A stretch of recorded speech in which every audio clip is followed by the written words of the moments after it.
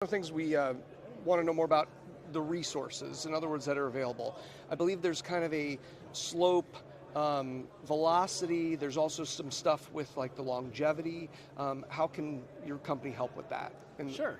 Yeah, we have some tools available for slopes. It's based on slope gradient and also longevity. How long do you need that product to last?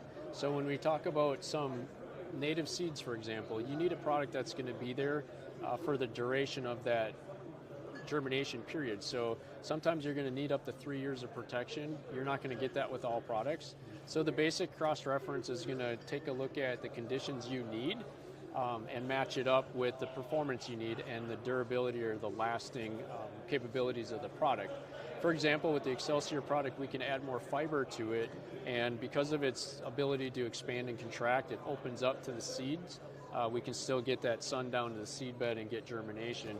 However, some of the other flatter fibers that are straighter, when you add too much of it, they will choke the vegetation out. So if you think of like straw beds, thick straw, or strawberry beds, thick straw is used to choke out the vegetation and control it.